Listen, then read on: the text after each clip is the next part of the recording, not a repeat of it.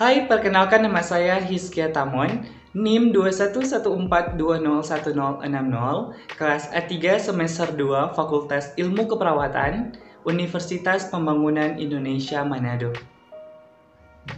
Video ini dibuat untuk memenuhi tugas ujian akhir semester dari mata kuliah Ilmu Dasar Keperawatan 2 dengan dosen pengampu Nurse Niwayan Sudarmi, Eskep MKes.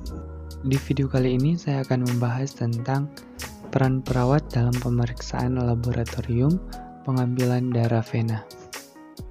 Pengambilan darah di laboratorium sering diasumsikan dengan nama flebotomi. Flebotomi dalam bahasa Inggris, flebotomi berasal dari bahasa Yunani phleb dan tomia. Phleb berarti pembuluh darah vena dan tomia berarti mengiris, memotong, atau cutting. Tujuan flebotomi adalah memperoleh sampel darah dalam volume yang cukup untuk pemeriksaan yang dibutuhkan dengan menusuk vena atau venipunctur dengan jarum dan peralatan pendukungnya. Peralatan pengambilan darah yang pertama kapas alkohol 70%, tourniquet, spuit, plester, vacuum tube, dan safety box. Prosedur kerja. Yang pertama, lakukan persiapan kerja seperti alat-alat yang akan digunakan, kemudian posisi lengan pasien harus lurus, jangan membengkok siku. Pilih lengan yang paling banyak melakukan aktivitas, letakkan tangan di atas meja, kemudian melakukan perban atau palpasi pada lokasi vena yang akan ditusuk. Pasien diminta untuk mengepalkan tangan, kemudian pasang tourniquet kurang lebih 3 jari di atas siku.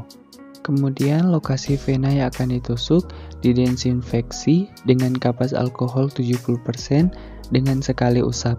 Kemudian tusuk bagian vena tadi dengan lubang jarum menghadap ke atas dengan kemiringan antara jarum dan kult 15-30 derajat.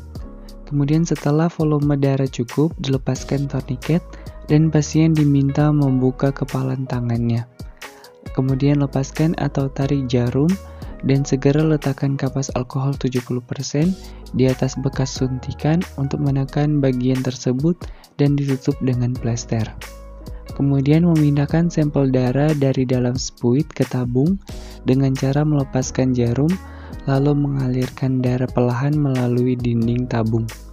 Kemudian jika sampel darah harus diberi antikoagulan, maka segera mungkin darah dimasukkan ke dalam tabung dengan antikoagulan atau EDTA citras. Campur dengan membolak-balikan tabung beberapa kali.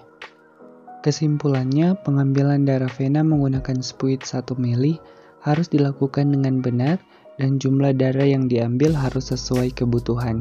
Tetapi haruslah sangat berhati-hati dan memperhatikan prosedur kerja sehingga tidak terjadi hematoma, hemolosis, dan lain sebagainya.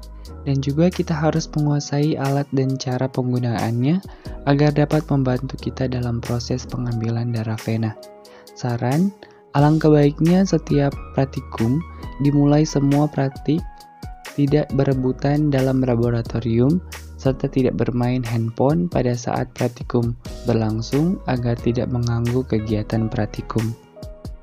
Sebelum saya akhiri video kali ini, jika kalian ingin bergabung bersama kami di Fakultas Keperawatan Universitas Pembangunan Indonesia Manado, silakan mendaftar di link berikut ini.